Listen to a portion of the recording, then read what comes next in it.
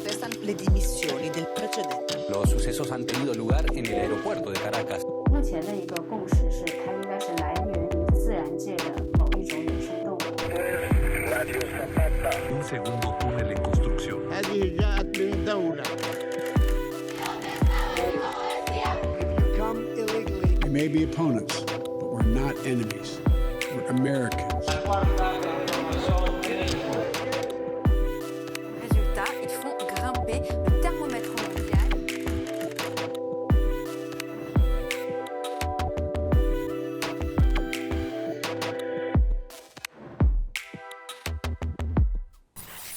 Bienvenidas y bienvenidos a Extranjeros, el programa donde corresponsales internacionales nos hablan sobre los temas que más nos interesan.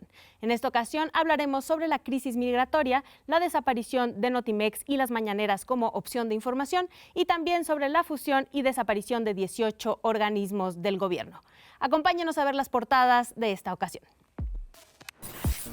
En Sudán, más de 400 personas han muerto y miles han resultado heridas tras semanas de tensión entre el ejército y el grupo paramilitar RSF, agrupaciones que se aliaron para dar el golpe de Estado contra Omar al-Bashir en 2019 y que actualmente se disputan el control del país africano. La mayor parte de los enfrentamientos han sucedido en la capital, Jartum, donde civiles sufren niveles de violencia jamás vistos. Además de no tener acceso a alimentos y servicios de salud, actualmente más de 20.000 personas buscan huir del país, mientras los líderes rivales se niegan a negociar. El presidente brasileño Lula da Silva realizó una visita de Estado a China, donde se reunió con su homólogo Xi Jinping. Lula afirmó que la relación entre Brasil y China busca equilibrar la geopolítica mundial y advirtió que nadie prohibirá que el país sudamericano mejore su relación con el gigante asiático. En este encuentro se firmaron 15 acuerdos que incluyen colaboración para el desarrollo tecnológico y cooperación espacial, además de generar mecanismos para reducir la dependencia del dólar estadounidense e intercambios comerciales. Asimismo, Lula aseguró que Estados Unidos y la Unión Europea deben dejar de fomentar la guerra y empezar a hablar de paz, lo que inmediatamente generó una reacción en Washington. En Francia, tras meses de protestas masivas y un rechazo casi unánime de la reforma al sistema de pensiones que eleva la edad de jubilación de 62 a 64 años, el presidente Emmanuel Macron invocó el artículo 49.3 de la Constitución francesa, lo que permitió la aprobación de la reforma sin necesidad de una votación en la Asamblea Nacional. El presidente, superprotegido por miles de elementos policíacos, recorrió varias ciudades del país galo, donde fue recibido con acciones militares y reclamos de una fuerza inédita. Todos los sindicatos han convocado a un nuevo día de contestación nacional el 28 de abril y a manifestaciones masivas el 1 de mayo en el marco del Día Internacional del Trabajo. Una filtración de cientos de documentos clasificados del Pentágono ha puesto en evidencia la fragilidad del sistema de seguridad nacional de Estados Unidos. Los documentos publicados en la plataforma para gamers Discord revelan información confidencial sobre la guerra de Ucrania, así como informes de inteligencia sobre China y países aliados de Estados Unidos, incluidos Corea del Sur e Israel. El delito fue atribuido a Jack Teixeira, especialista en tecnología de la información de una base de la Fuerza Aérea, y quien enfrentará hasta 15 años de cárcel si es declarado culpable de la sustracción y transmisión del material clasificado. Después del histórico desequilibrio económico de 1990, Argentina se sumerge en una nueva crisis con una inflación de 104%, la peor en 32 años, y un pronóstico de crecimiento económico de 0% para el 2023. La falta de reservas, la peor sequía en 60 años y el alza del dólar estadounidense frente al peso argentino orillaron al país sudamericano a solicitar una cuarta revisión al programa de facilidades que le otorgó el Fondo Monetario Internacional, cuyo desembolso suma ya 28.900 millones de dólares. En un hecho histórico, el expresidente de Estados Unidos, Donald Trump, fue acusado de falsificar información para encubrir posibles escándalos sexuales durante la campaña presidencial de 2016. Trump se declaró inocente de los 34 cargos que se le imputaron por haber registrado como negocios los pagos que hizo a la estrella porno Stormy Daniels, con la que supuestamente mantuvo una relación. A pesar de haber solicitado que se aplazara el juicio en 2 ocasiones, la petición del exmandatario norteamericano fue rechazada, por lo que será juzgado en enero de 2024. Muchas gracias por acompañarnos en esta noche en Extranjeros. Yo soy Ixchel Cisneros Soltero, que les acompaña el día de hoy. Mucho gusto de andar por acá, como andamos una vez al mes.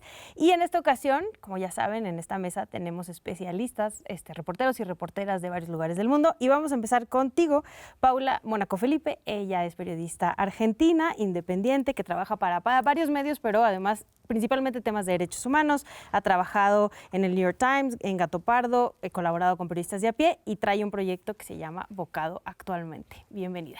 Gracias, Ixchel, y gracias por el espacio. Siempre un disfrute aquí. Cuéntanos cuál es tu nota del día, Paula. Pues mi nota del día, que fue de estos días, que me llamó la atención y creo que es una investigación muy valiente y muy reveladora, es de la colega Karina Cancino, desde Nayarit. Presentó Karina en Aristegui Noticias, Desaparecer toda prueba, la Fiscalía de Nayarit destruye evidencias y ahonda dudas. Es una investigación bien interesante, una reportera que está en territorio, que cubre desapariciones, que cubre la nota diaria y que identifica que una madre de un muchacho desaparecido, la señora Rosa María, mamá de Alejandro López Jara, desaparecido en 2017, recupera el cuerpo de su hijo en una fosa conocida como Fosa 21, la más grande y la más profunda en el estado de Nayarit, a más de 4 metros de profundidad, hecha claramente con máquinas.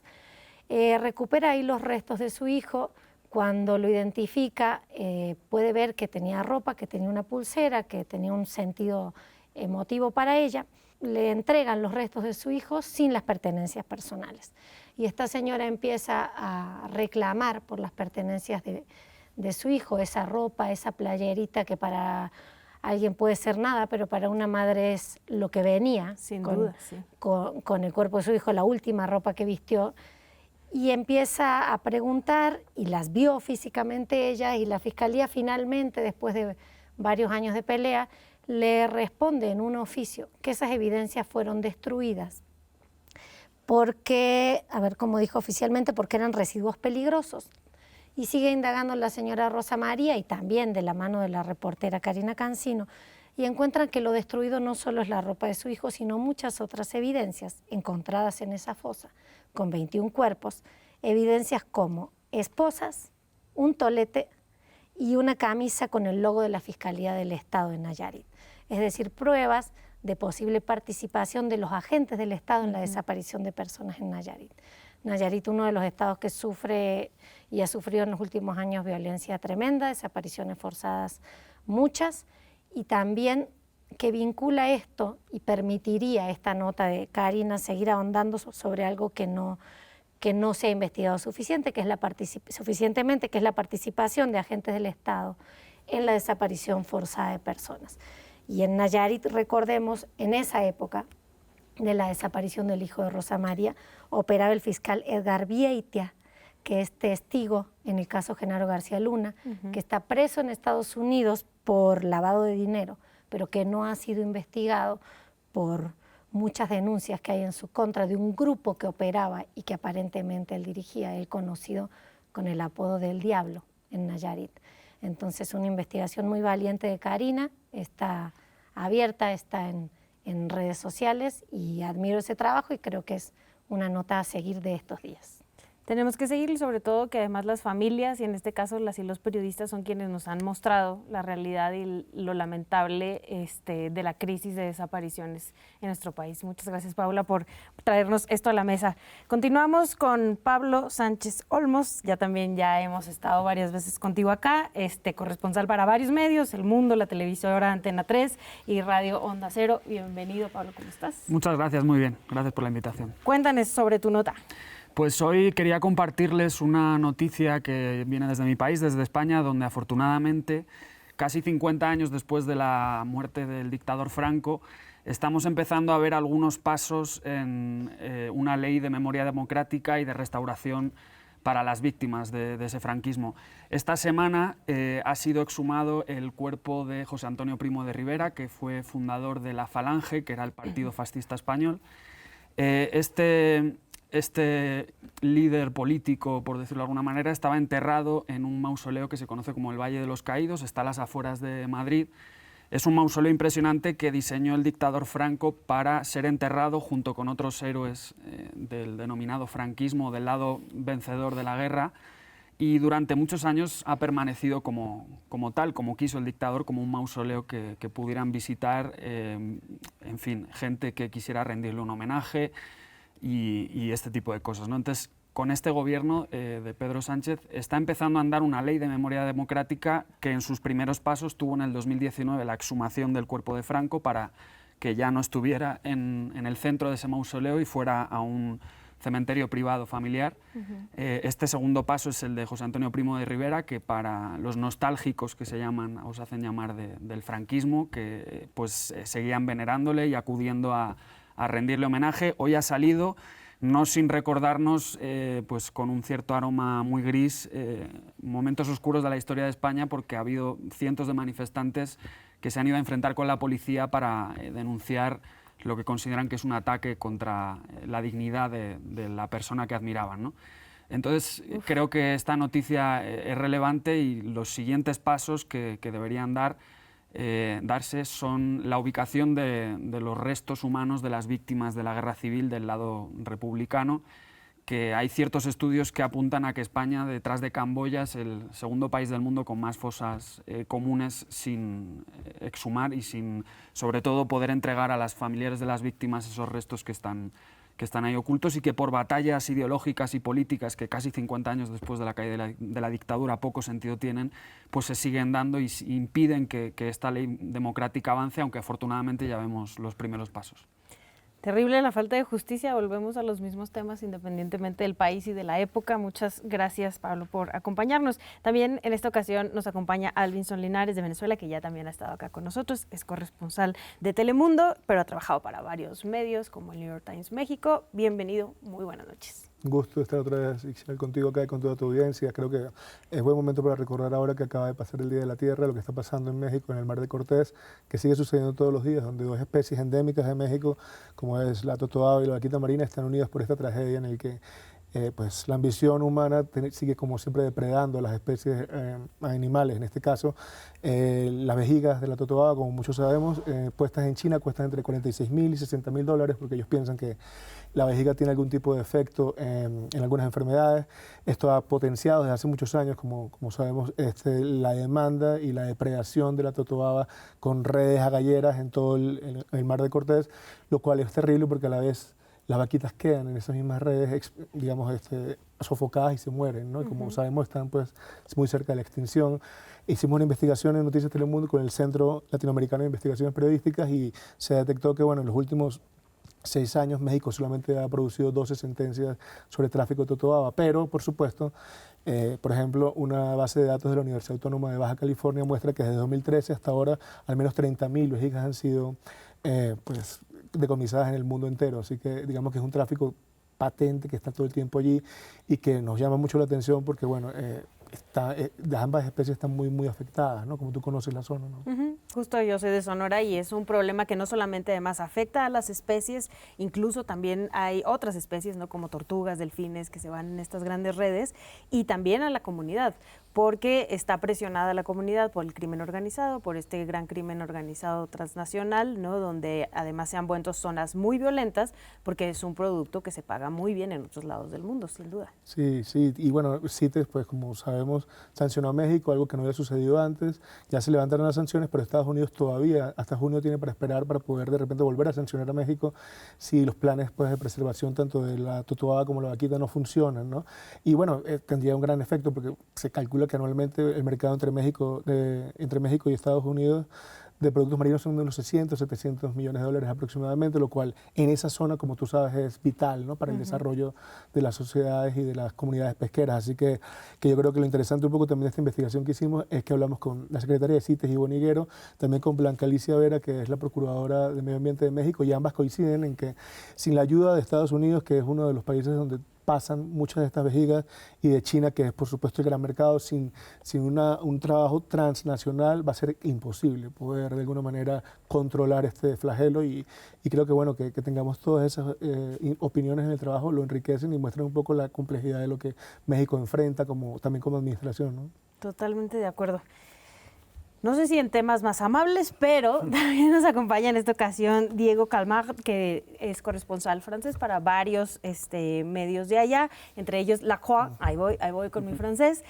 Bienvenido, cuéntanos cuál es tu nota del día de hoy. Muchas gracias por el espacio. Hola a todos. Sí, les vengo con una noticia de mi país. Supongo que pues muchos han oído hablar de la reforma de las pensiones en Francia, ¿no? En el último capítulo, ¿no? De Extranjeros.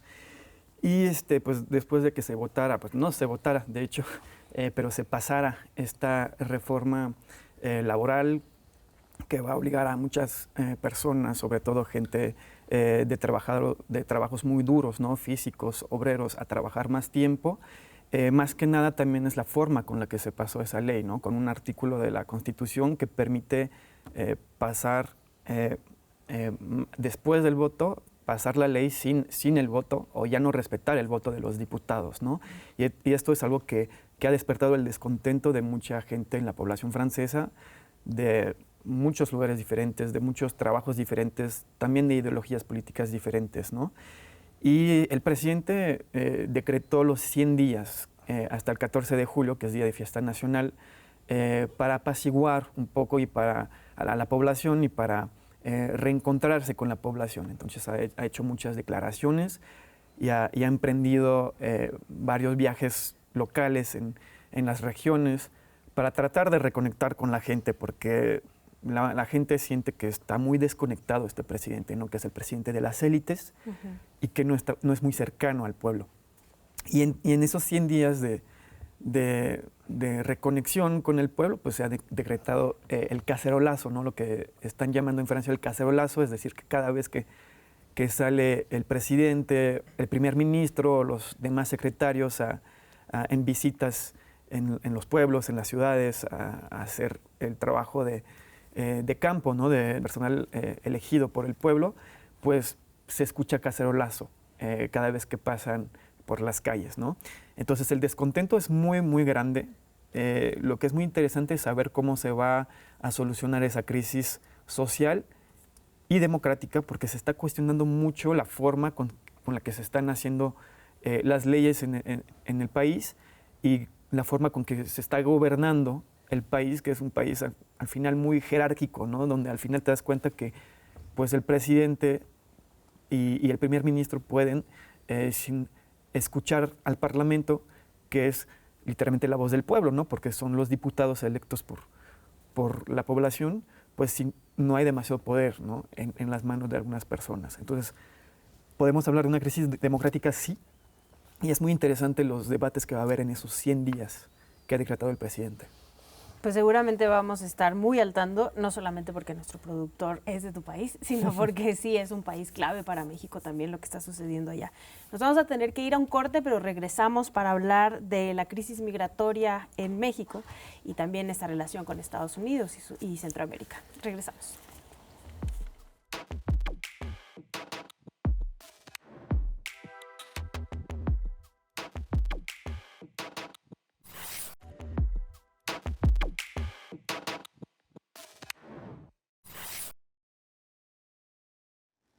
Regresamos a Extranjeros y como les decíamos antes de irnos al corte, en este bloque vamos a hablar sí sobre lo que sucedió en Ciudad Juárez y este centro de detención migratoria, pero también sobre la crisis de migración en todo el país que muchos y muchas han volteado a ver gracias a este momento. Alvinson, empezamos contigo.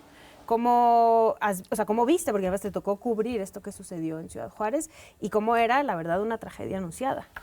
Sí, como hemos conversado otras veces, bueno, en México estamos ya acostumbrados un poco a esta llegada de migrantes masivos. Este fin de semana 3.000 personas salieron de Tapachula a pie otra vez, vienen a Ciudad de México. En 2022 las autoridades estadounidenses han detectado más de 2,76 millones de encuentros con personas indocumentadas. O sea, es una crisis muy grande humanitaria. Y lo que sucedió en Juárez, como lo hemos hablado, era como la demostración de todas las advertencias que ONGs, institutos migratorios habían hecho quizás durante más de 5 o 7 años, ¿no? Los elementos como hacinación, falta de ventilación, estancias más largas que las permitidas desde el punto de vista legal. Todo eso ya estaba presente en informes de Asylum Access, incluso de la ONU, de ACNUR, pero tuvieron que pasar estas cosas como para que todos volviéramos a mirar, ¿no? Cuando murieron un montón de personas de Guatemala, también de Venezuela, y muchos asfixiados y quemados, ¿no? Así que es muy grave, pero desafortunadamente, como tú dices en tu introducción, ya de alguna manera se sabía que esto podía suceder, ¿no? Y el gobierno mexicano de alguna u otra manera no actuó para mejorar las condiciones internas dentro de estas estaciones. No actuó para prevenir aquello y después de aquello yo no sé si ha empezado a actuar para cambiar las cosas e impedir que vuelva a ocurrir algo así.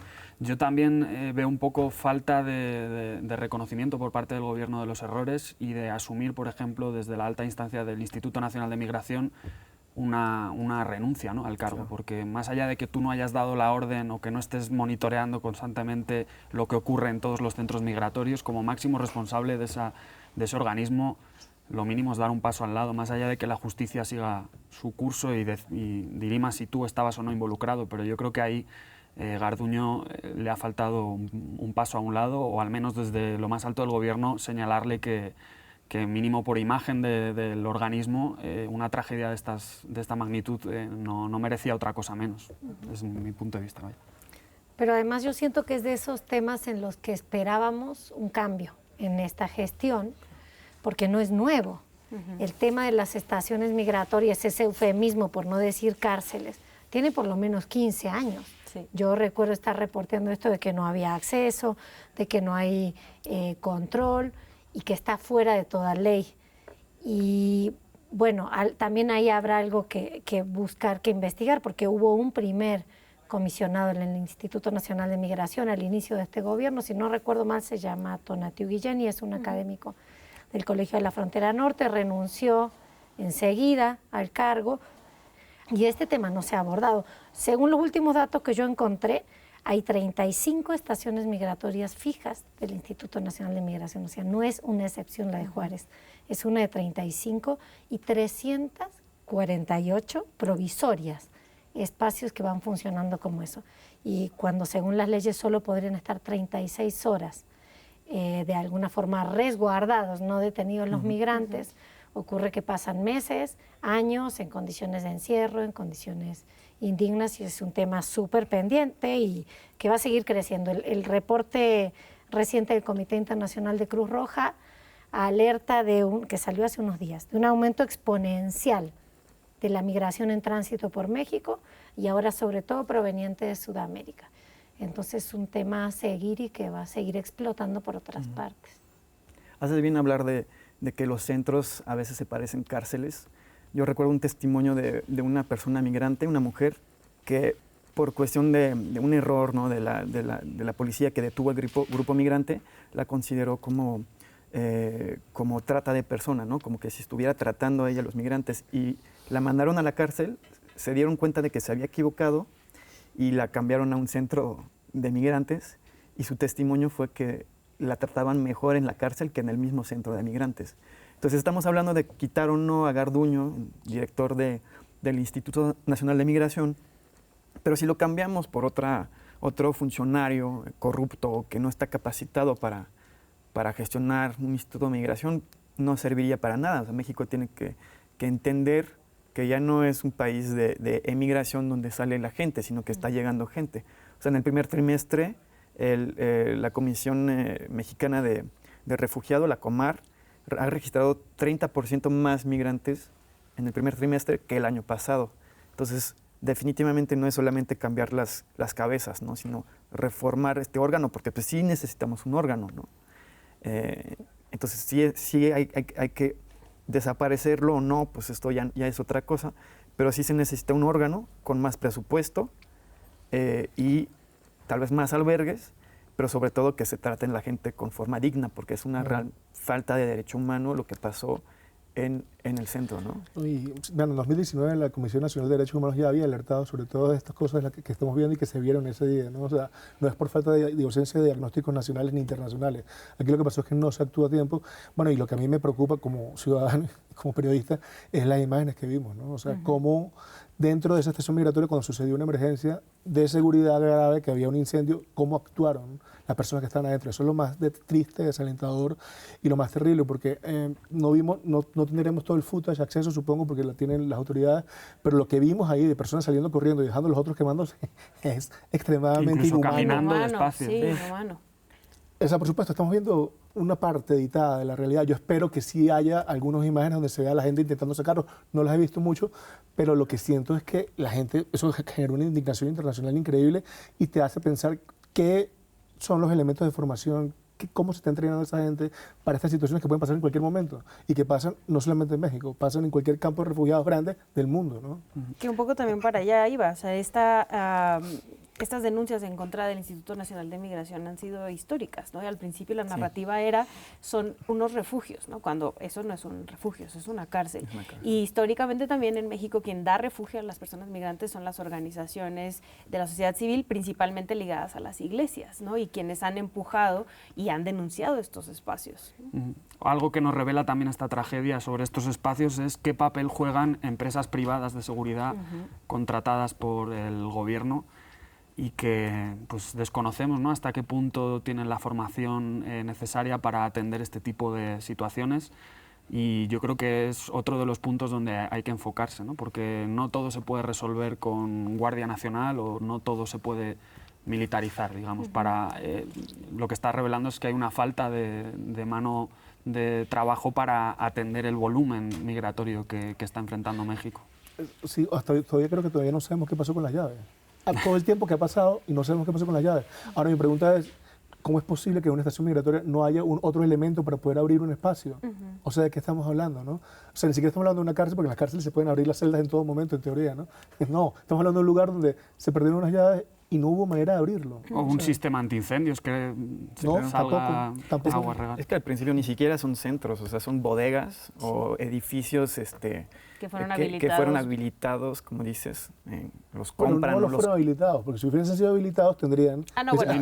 pero los habilitan, los consiguen y los hacen con lo que sea, lo que se pueda, o lo que quieran pueden invertir, y termina siendo un lugar que no es adecuado para recibir gente.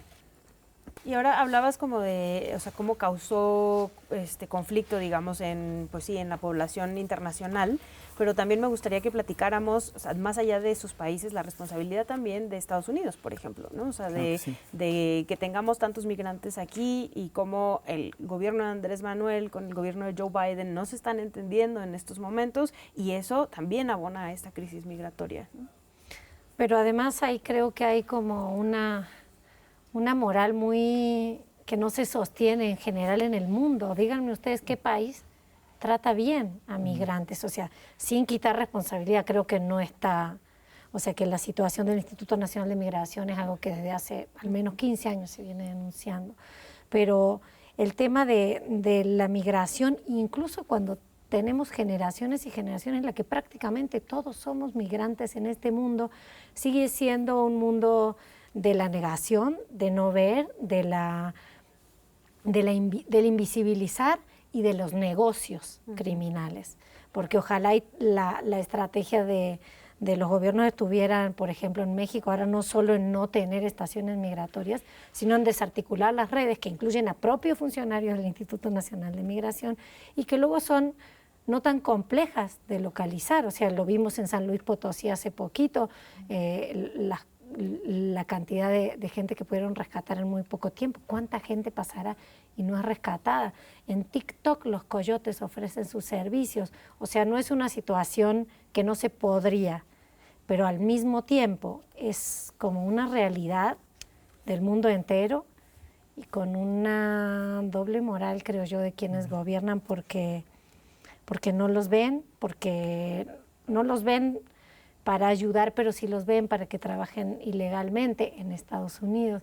A mí me pasó una vez que estaba acompañando a unas personas en Minnesota, indocumentados ellos, migrantes mexicanos, chavos de Ayotzinapa, exiliados allá, y el lugar donde trabajaban, que era una fábrica de empacadora cárnica, estaba al lado de la oficina del ICE, de los que detienen, y saben que todos los que están ahí juntos son indocumentados, pero claro, a ellos no los van a detener porque es la empresa de Junto, es de un empresario que es parte son mano de obra. De todo esto y son una mano de obra barata. Entonces creo que hay que cortar con esas dobles morales y empezar a ver por qué el mundo se está moviendo y cómo se está moviendo en grandes avalanchas, como dice el colega Oscar Martínez, o peregrinaciones, como dice el filósofo Carlos Pereda de esta universidad. Justo hablando de peregrinaciones, esta caravana va a ir a la Basílica de Guadalupe, a visitar la Basílica de Guadalupe, ¿no? O sea, también como un símbolo, ¿no? Este signo donde pues vienen a buscar oportunidades, ¿no? Sí, cuando estamos en la cobertura, y yo creo que tú también lo viste y todos lo vimos, cuando estamos en la cobertura, lo que uno tenía que explicar todo el tiempo a la gente, no, sí, es verdad, en México a veces le pasan cosas raras a las personas migrantes en manos del crimen organizado. Eso terriblemente pasa.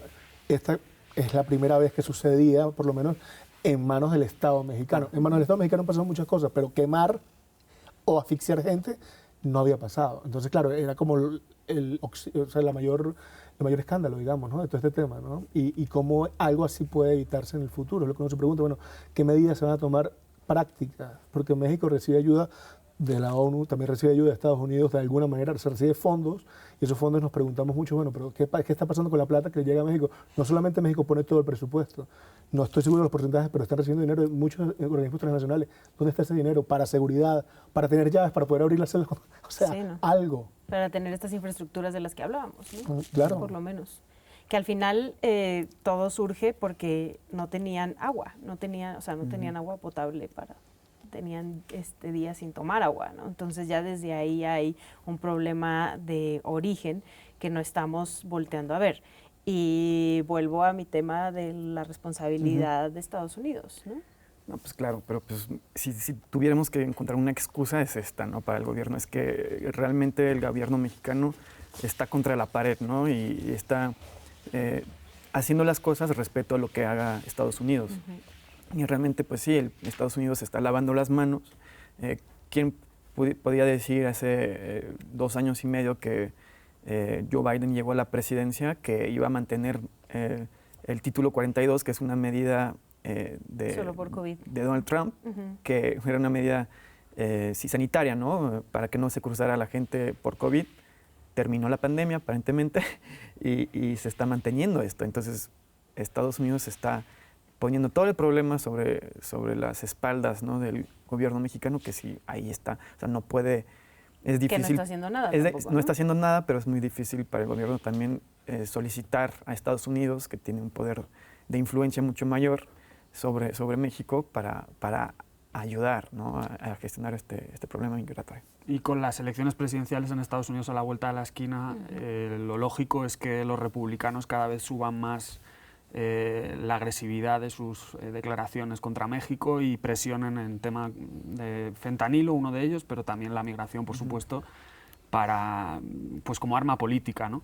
Yo creo que al final los presidentes que llegan tanto a México o a Estados Unidos con este tema, yo creo que ven que es un tema tan complejo que en 4 o 6 años no lo van a solucionar de golpe. Y al final aplican medidas paliativas y van improvisando en función de los eventos que se van sucediendo a lo largo de su gobierno. Y yo me temo que es lo que ocurre, ¿no?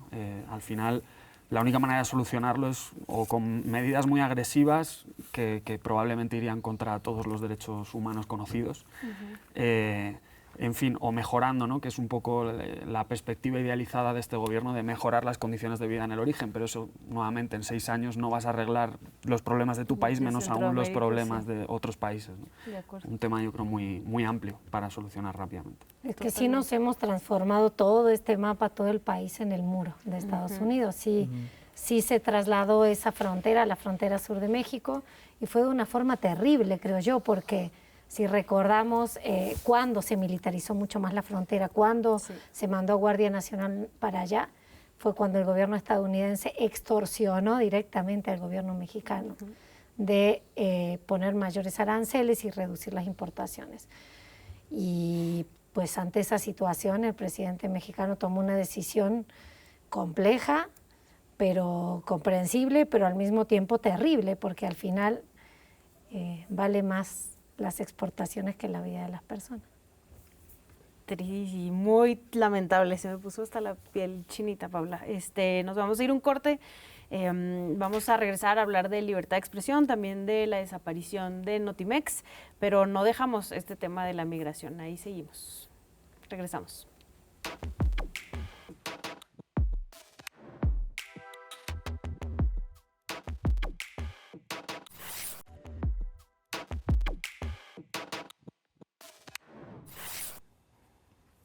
Continuamos en Extranjeros y, como se los prometimos, vamos a hablar sobre libertad de expresión, pero específicamente queremos empezar sobre el tema de la desaparición de Notimex, que es esta agencia de información del gobierno mexicano, que además existe en muchos países del mundo, ¿no? Y anunció el presidente Andrés Manuel López Obrador que se acaba esta agencia porque ellos ya tienen la alternativa, que son estas conferencias matutinas. Empezamos contigo, Pablo, al respecto. Pues sí, es una noticia triste. Yo la verdad es que vivo muy cerca de una de las oficinas de Notimex y desde hace años paso habitualmente por la puerta. Me toca ver trabajadores que ya fueron despedidos manteniendo su huelga en la puerta, tratando de convencer a otros compañeros de que se unan o de que presionen y demás. Y ahora la noticia es que ya no va a quedar nada ahí, ¿no? Yo creo que es una noticia triste. Quizá es un organismo que no era perfecto, pero eso no debería conducir a su eliminación completa, ¿no? Y más aún, lo que me genera conflicto es la explicación del presidente de que no es necesario porque ya están las mañaneras, porque el mensaje que entiendo yo que envía con eso es que la única información relevante y que debería interesar al pueblo mexicano ya la está dando el propio presidente en las mañaneras. Y bueno, creo que es una mala noticia para el periodismo mexicano. Al final está siendo un sexenio donde hemos visto muchos asesinatos de periodistas, donde se les está fallando en la protección y donde además desde el puesto más alto del gobierno se les señala constantemente por el único motivo de no estar alineados ideológicamente con ello. Entonces, una noticia triste y bueno, quizá no sea definitiva, probablemente los trabajadores tengan algo más que decir, ¿no?, para tratar de frenar esta decisión. ¿Coincides, Diego, en que es una mala noticia? Sí, y sobre todo yo creo que dice mucho de lo que piensa el presidente. O sea, él no lo ve como un órgano de derecho a la información para la sociedad, lo ve realmente como un órgano de propaganda, ¿no? Y entonces ahora que pues sí ha tenido varios defectos, o sea, a lo largo de los años, porque en algún momento sí era reconocido como una agencia muy respetable, con una información verídica, verificada, y luego ha tenido sus momentos, ¿no?, dependiendo de los gobiernos, sobre todo cuando estuvo el PRI en lo máximo, era literalmente un órgano del oficialismo, ¿no? Pero si pensamos en lo que es una agencia de información pública, dice mucho, ¿no? Él realmente lo ve ahora la información pública como solamente lo que dice el gobierno, lo que dice el presidente, como si fuera información justa, verificada, acertada por el simple hecho de que emana del gobierno. Y eso es para mí algo preocupante, ¿no? Entonces, como decías, pues a ver qué pasa con el equipo de periodistas, a ver si al final termina creándose otro órgano, no sé si independiente, pero sí es cierto que pensar que las mañaneras es la fuente de información principal y pública de lo que sale del gobierno, muy preocupante para el derecho a la información. Sí, lo conversamos hace rato, ¿no? O sea, todas las agencias de noticias del mundo oficiales han tenido crisis, todas. Claro. Está EFE todavía, está France Press todavía existe, han creado modelos de negocios, se han modernizado, se les ha invertido dinero. Pocas veces la decisión suele ser tan drástica, ¿no? La decisión es, bueno, vamos a acabarla y entonces yo soy el que da las noticias. Bueno, eso básicamente entremos en un terreno distópico quizás, ¿no?, en el que el presidencialismo habla todo el tiempo y lo que él dice es lo único relevante, como conversábamos hace rato, y eso pues realmente no es cierto. Realmente las agencias de noticias bien hechas, oficiales, dan información relevante desde los estados, desde la zona. No estoy seguro que Notimex en su última época lo haya hecho, pero era una posibilidad de que sucediera. Ya esa posibilidad no existe. Y ahora quedamos, yo siento que esto abona a las zonas sin información dentro de México, que es un problema que hemos estado hablando en muchas mesas de trabajo. Tenemos amplios sectores y franjas del territorio nacional donde no hay información ni oficial ni extraoficial. y eso es gravísimo. O sea, vivir en un país o reportear en un país donde los periodistas no pueden hablar ni pueden publicar por 1000 razones, pero donde tampoco ahora va a haber presencia de periodistas oficiales de alguna manera para tener información oficial con una agencia de noticias, bueno, abona a los problemas informativos de este país y también de alguna manera afecta a la libertad de expresión de la gente, ¿no? O la libertad también el derecho a informarse, ¿no? Sí, al final Notimex tenía esta gran estructura que en los estados, o sea, la información también corría, fuera información oficial o no. Ahora, desde la visión del presidente, también es muy centralista, creo yo, ¿no? O sea, que cuando él lo decide, se tocan algunos temas de los estados, pero no es algo constante. Yo coincido en parte y disiento en algunas otras partes. Muy bien, que muy están bien. diciendo.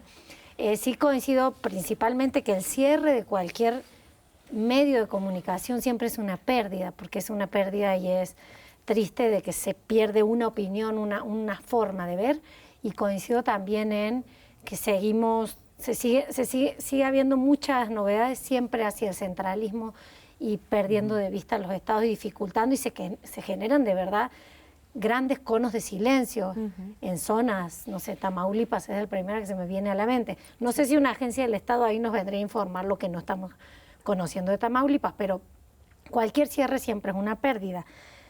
Y el comentario del presidente en torno de que, bueno, ya existe la mañanera, sí me parece un error y un exceso, no lo comparto para nada. Pero yo no denosto tanto las mañaneras, yo no soy tan crítica de las mañaneras. ¿Por qué? Porque siento que es un espacio que no es obligatorio, no es cadena nacional. No es que están obligando a todos los medios a transmitir lo que dice el presidente. El presidente habla, dice cosas que no compartimos, sí, dice cosas que provocan, sí, señala a colegas que me parece algo terrible porque genera un clima de más odio, pero a mí la mañanera en sí me parece un ejercicio que yo incluso aplaudo.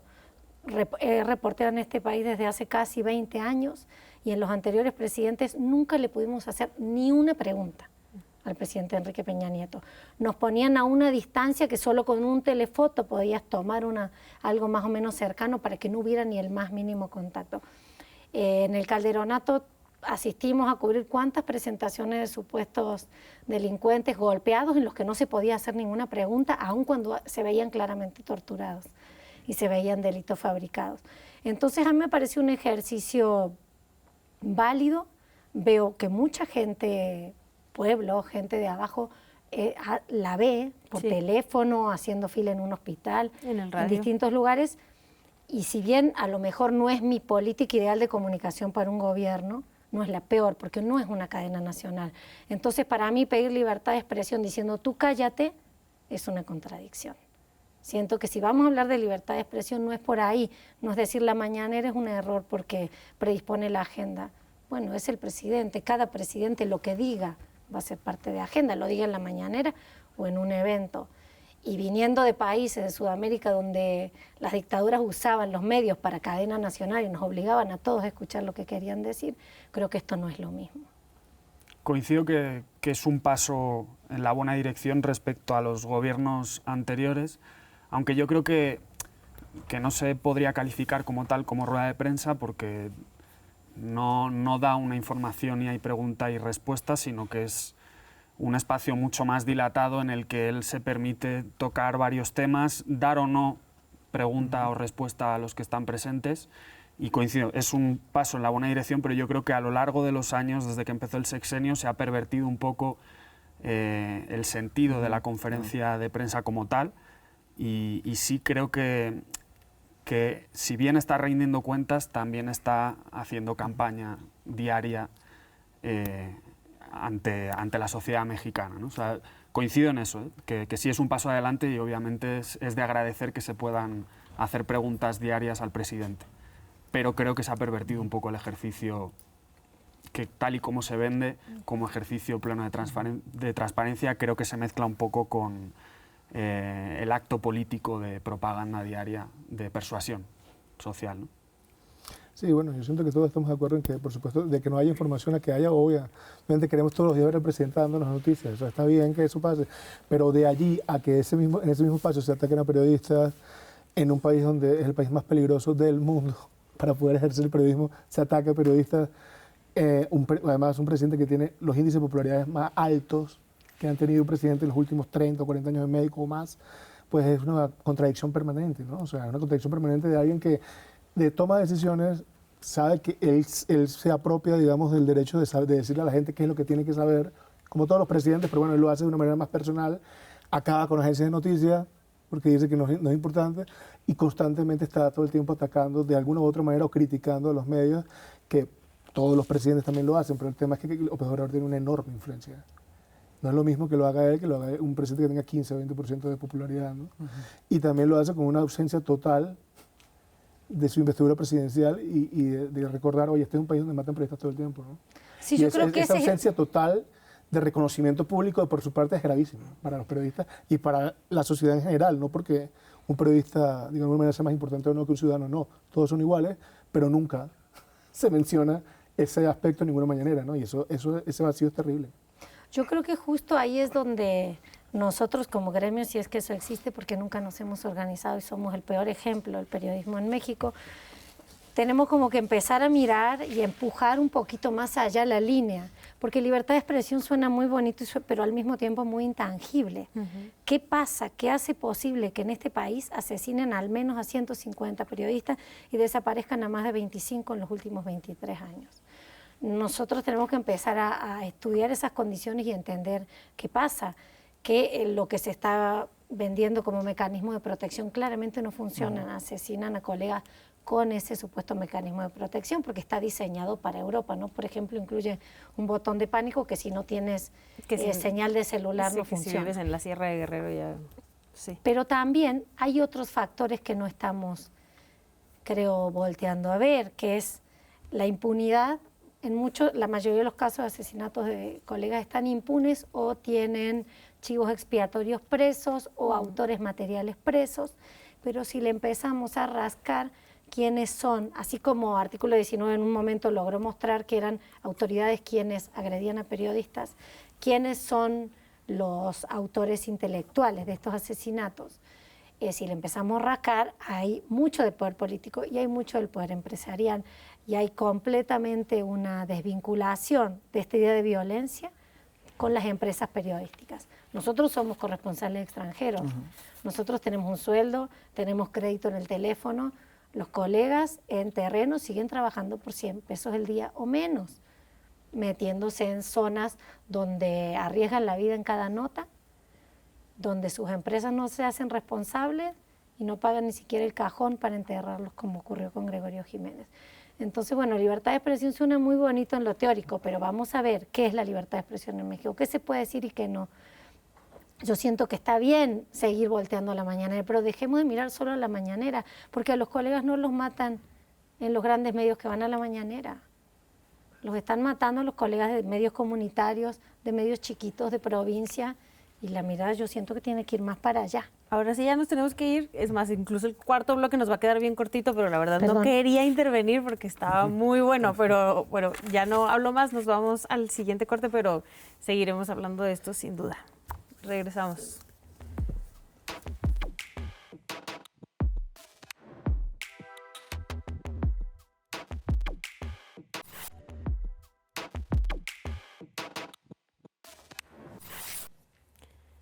Regresamos a Extranjeros y para continuar más o menos con los temas, ahora vamos a hablar de esta propuesta que mandó el presidente Andrés Manuel López Obrador a la Cámara de Diputados para fusionar o desaparecer de plano 18 organismos gubernamentales.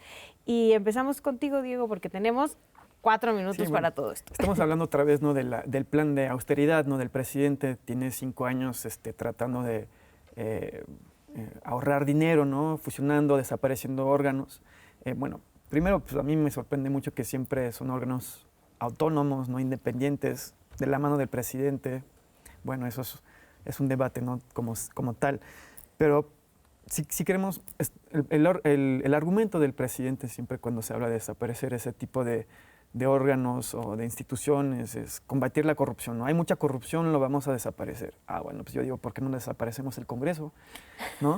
O sea, entonces para mí es un poco... No des ideas. No, o sea, no, pero lo que quiero decir es que si no creo que sea la buena forma de desaparecer la corrupción. La corrupción se combate directamente con investigaciones, no sé, o sea, capacitando los órganos que supuestamente tienen que combatir la corrupción. Hay agencias, ¿no? Para ello. Y entonces, pues eso es lo que me sorprende, ¿no? Y pues, desapareciendo los órganos, así no desaparece la corrupción, porque la corrupción se transfiere a otro tipo de institución, ¿no? O a lo mejor se va a ahorrar dinero, pero pues el dinero en México está, nada más hay que encontrarlo en donde sabemos dónde desaparece, ¿no? Donde se esconde. Y eso para mí es el tema, ¿no? Al final, ¿no? Si el tema tiene que ser la corrupción, pues no es la desaparición de órganos que sí sirvieron, y de hecho le sirvieron al señor presidente, órganos como el INAI, que es un órgano de transparencia de información, de acceso a la información, perdón, y de transparencia de datos. En algún momento le sirvió a él, ¿no? Porque pues permitió a que la sociedad mexicana se diera cuenta de la corrupción que existía en los gobiernos anteriores.